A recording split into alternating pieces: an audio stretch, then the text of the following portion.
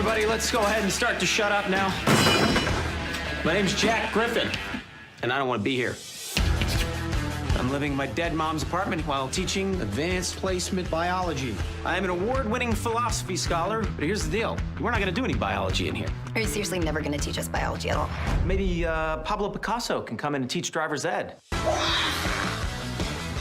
Hey, where are you going? You can't leave these students unattended. These kids are old enough to get pregnant. They can't be alone for 2 seconds. That's literally the reason they shouldn't be left alone. So it seems like you're enjoying yourself here? God, no. Teaching high school in Toledo. It's terrible.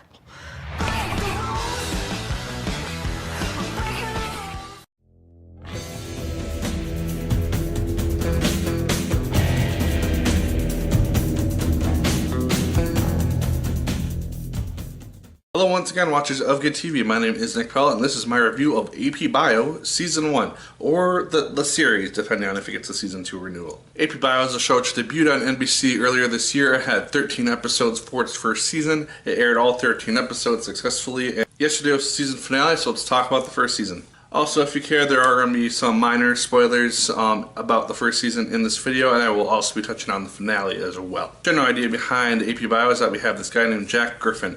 He is a philosophy professor at Harvard.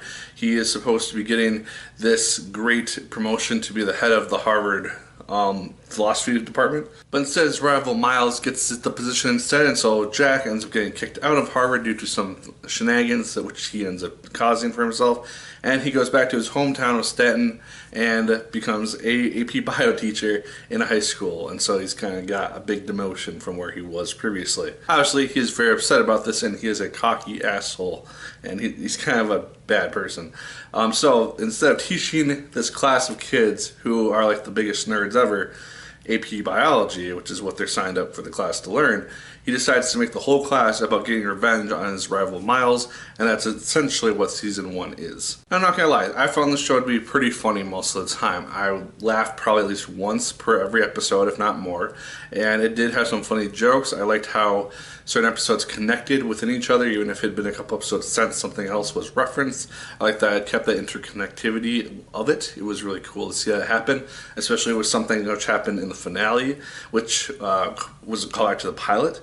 That's really cool to see. Glenn Howerton of Always Sunny in Philadelphia, I believe, he is the star. He's Jack Griffin on the show, and like I said, he's pretty much an asshole most of the time. He just doesn't care about teaching his kids, and as a person who cared a lot about my studies in high school, this would have been the worst case scenario for me. And so he's instantly someone who you don't like, but he is somebody with a conscience and a moral system of sorts, because he pushes things too far a lot of the time, but when he realizes that it's affecting these kids' lives or that he's gone too far, he does make an effort to make things right. And so that's something which is rewardable and makes him redeemable and makes it so that he's not just someone who you want to hate. The kids in the show are actually also pretty good for the small amount of screen time that they actually have. I would have liked to see a lot of these kids in more significant arcs, because early on in the first half of the season, there are certain episodes which focus on certain main characters of the kids, basically dealing with Jack one-on-one or some sort of situation which involves one of them specifically. But after that episode, those kids are pretty much just kind of stuck in the background. They have a couple lines here or there, but I would have liked to see them be more involved with the main central plot than they really were. There's also not really a huge narrative focus. Like I said, the main purpose of the show is to just get revenge on this guy who Jack does not like because he got his job at Harvard. So the episodes essentially break down to either a revenge scheme of Jack involving the kids to some degree, or him trying to get a date with some woman, whether it be one of the kids' moms, which happens in an episode, or with his ex-high school girlfriend who has a boyfriend at the moment. It's just really kind of random things which develop Jack as a character to different degrees.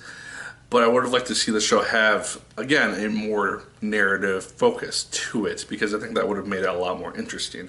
Patton Oswalt is also in the show. He plays the principal of the high school. He's kind of the lovable goofball who doesn't have a lot of confidence in himself and just kind of gives in to a lot of what people want. You see him grow and develop over the course of the 13 episodes to a degree. He does learn to stand up for himself in some different fashions, so he's still kind of in the same place as he was in the pilot. Yeah, as I said, just in general, summary wrap-up of season 1. I enjoyed it for what it was. It was a fun 20 minutes to sit down, kind of watch some comedy take place. I thought the kids were all interesting. I just would like to see a little bit more of them developed, and I would like to see a more cohesive narrative, not just like a bunch of random situational arcs happening which just take place over an episode and then they're wrapped up. I would like to see something stretched out over the course of the show and the season, aside from just the very vague general revenge on Miles thing, which doesn't really come to a forefront until the last 1 or 2 episodes. Now, like I said, I'm going to talk about the season finale really quick here, so if you have not seen that or you don't care, or if you do care, I'm going to touch on spoilers, so just know that before you continue. At the end of the penultimate episode, Jack is offered the position of head of the philosophy department at Harvard by Miles, and so it's like, oh hey, my rival is actually doing something good for me. What the heck? And so, yeah, he's getting ready to leave the high school. It's the first half of the episode's pretty much like all like goodbyes to Jack and blah, blah, blah. He's like leaving the kids. And the kids are excited because, oh, hey, we get an actual biology teacher for once. He gives them all their books back. One little side note, which I found to be kind of funny, is that there's 2 shows that I know of this like TV season, which have done Carrie-esque things. You have this show, which where these kids got revenge on some drum corps girl and the prom king or whatever, via buckets of blood, like the Carrie book and movie and everything. And then we also had Riverdale, which did a musical version of their episodes, which they sang a lot of Carrie songs and enacted the Carrie play.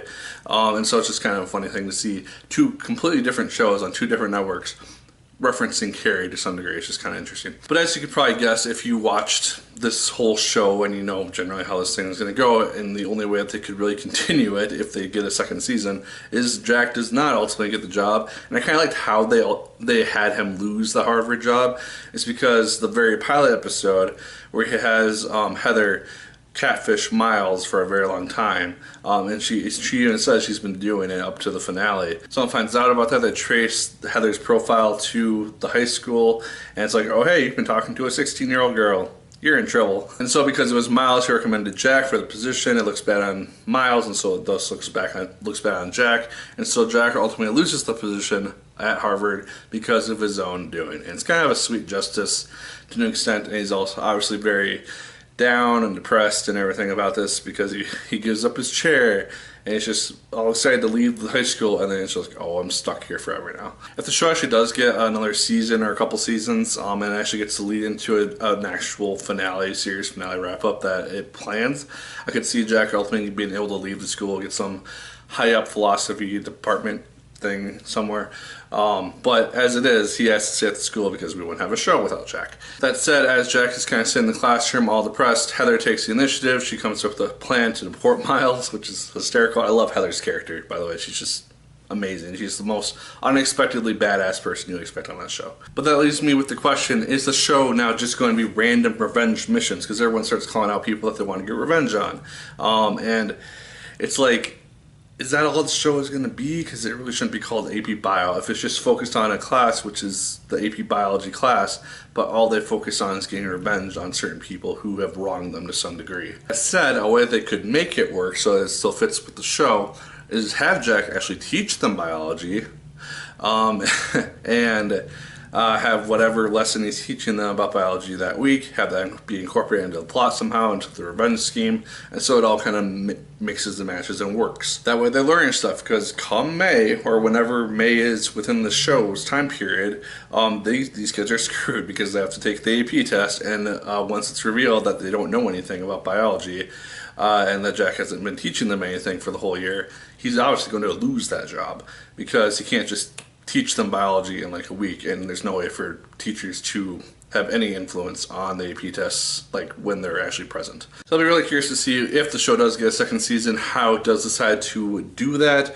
what changes they make to the general formula of the show, and yeah, it's one that I would watch again if it gets a second season. I enjoyed it enough for what it was.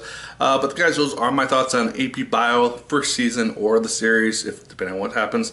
Let me know your thoughts in the comments down below. Did you like the show as much as I did? Did you hate it more than I did? Let me know. Like, favorite, comment, and subscribe once again if you so choose. I appreciate it immensely. And as always, my people, my name is Nick Pell, and once again, keep on watching.